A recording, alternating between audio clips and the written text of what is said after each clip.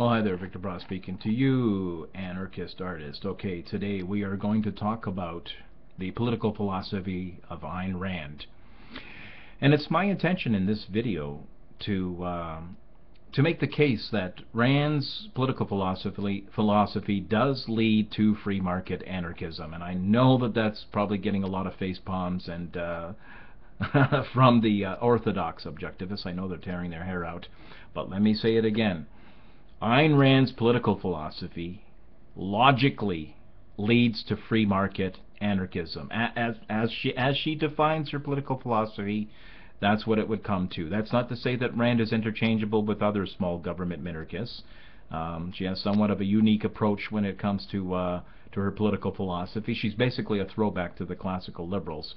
But I guess there's a few tweaks here and there that where she can differ from the classical liberals, and so we're just going to take Rand at her own words, just using her own words, and we'll go along and I'll argue or logically deduce that based on her own words, her own fundamental political premises does lead to free market anarchism.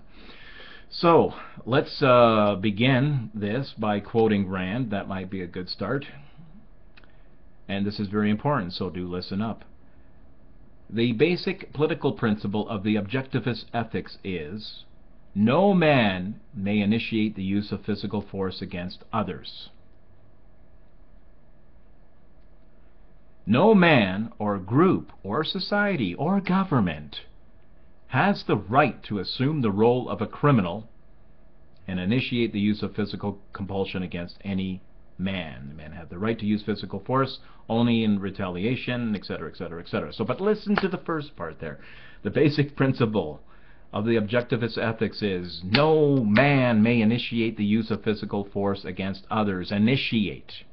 No man or group or society or government has the right to assume the role of a criminal, initiate the use of physical compulsion against other men.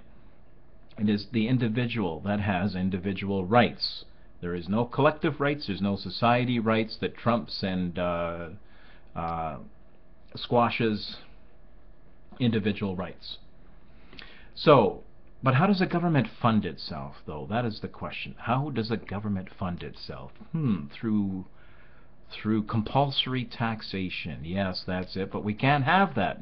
No, we cannot have that. Rand recognized that as a problem. She recognized that compulsory taxation is the initiation of physical force, that it violates individual rights. So what to do? What to do? Rand continues. In a fully free society, taxation, or to be exact, payment for government services would be voluntary. Since the proper services of a government, the police, the armed forces, the law courts, are demonstratively needed by individual citizens and affect their interests directly, the citizens would and should be willing to pay for such services as they pay for insurance. So Rand elaborates on this point. She doesn't let it rest there. She's absolutely unequivocally clear on this position. The principle of voluntary government financing rests on the following premises: that the government is not the owner of the citizen's income and therefore cannot hold a blank check on that income. That the nature of a proper government services must be constitutionally defined and delimited, leaving the government no power to enlarge the scope of its services and at its own arbitrary discretion. Consequently, the principle of voluntary government financing regards the government as the servant, not the ruler of the citizens, as an agent who must be paid for his services, but not as a benefactor whose services are gratuitous, like the mafia, you know.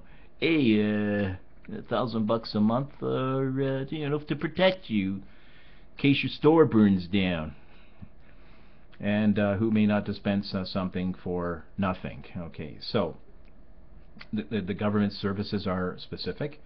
Those services are to be voluntarily funded because citizens need those services.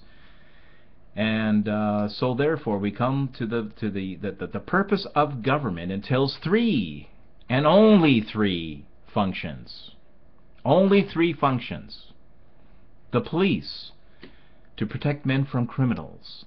The armed services, to protect men from foreign invaders. The law courts, to settle disputes among men according to objective law. Three services. And Leonard Peikoff, he picks up from here, from Rand, and he's an objectivist philosopher. He was an associate of Ayn Rand for 30 years.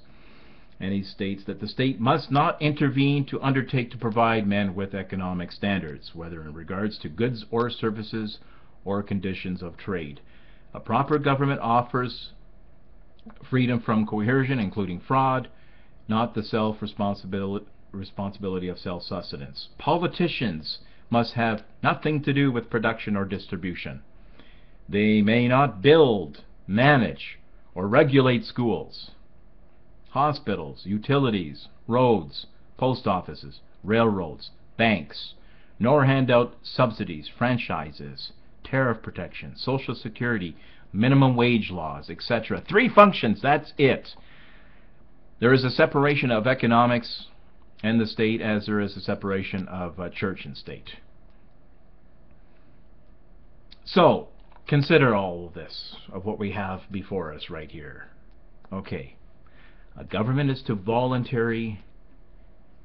offer its services, but is to maintain itself through voluntary contributions from the citizens, because the citizens would be rational enough to know that they need those services, those three basic services, and the government is not to initiate force, because it would be a violation of individual rights, to which this institution is said to be the sole protector of. So you can't have the ridiculous contribution of being a protector of individual rights by violating individual rights. So voluntary taxation is not to interfere with production and trade, is to be out of the economy. So let's see. So that means, number one,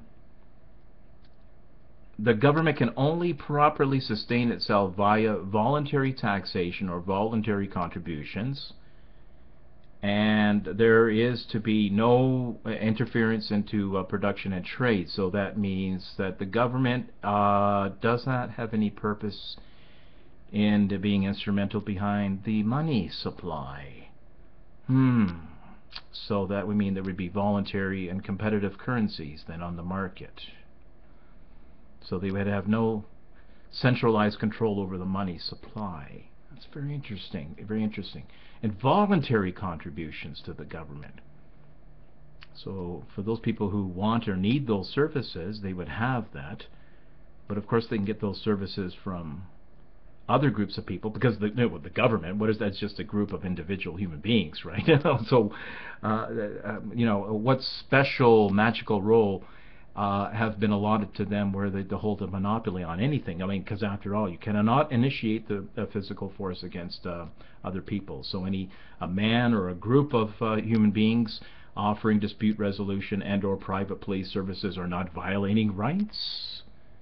They're just offering their services. So there would be competition within these services, and that too would be voluntary. And then there's no public indoctrination. And we do know that public indoctrination, public schooling, has been instrumental in brainwashing the citizenry to make them docile, compliant citizens, pledging allegiance to this state.